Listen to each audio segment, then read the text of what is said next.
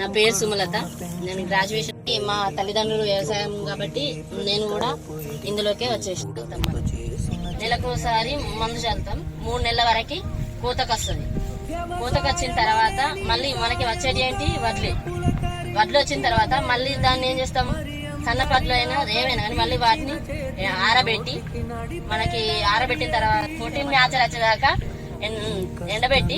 ఎండబెట్టిన తర్వాత మళ్ళీ మనం కుప్ప పోసుకొని మిల్లుకు తీసుకెళ్తాం. మళ్ళీ ఇక పట్టించుకోవడానికి మనకు రైస్ కావాలి కదా, వాటిని తినలేము కదా, అందుకోసమే వాటి కుప్ప పోసిన తర్వాత మిల్లుకి తీసుకెళ్లి పట్టించుకొచ్చుకుంటే అప్పుడు మనకేమవుతాయి, బియ్యం వస్తాయి. వీటిని మనం తింటాం. మీరు తినేది ఏంటంటే కొంచెమైనా సరే కానీ దాన్ని వేస్ట్ చేయొద్దు అన్నాను ఎప్పటికైనా. ఎందుకంటే ఎంతమంది కష్టపడితే ఒక గింజ పండడానికి చాలా మంది కష్టపడతారు. ఇక్కడ సాయంత్రం 6 గంటలకు వస్తుంది. మళ్ళీ పొద్దున 5కా 4:30కా ఇంట్లో ఎక్కువ పని ఉంటే 4:30కి 4కి లేవాలి. లేచి 9 గంటలకల్లా రెడీ అయ్యి అందరు పోతున్నంటే తినక కూడా పోయిన సిచ్యువేషన్స్ ఉంటాయా? ముఖ్యంగా బాయ్స్ మీతోటి ఇంకా లేడీస్ అంటే కొంచెం అర్థం చేసుకుంటారు. మీరున్నారే బాయ్స్ అస్సలు లేవరు, సతాయిస్తారు.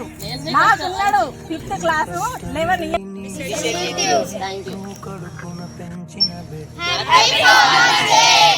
ప్రతి తలపు ఇది నువ్వు పుడమితో చేసిన చెలిమీది. వ్యవసాయమనే నీ సాయముతార పులకరించిన నేల ఇది, మరి అందరి ఆకలి తీర్చిన చేతి. ప్రతి తలపు ఇది నువ్వు పుడమితో చేసిన చెలిమీది.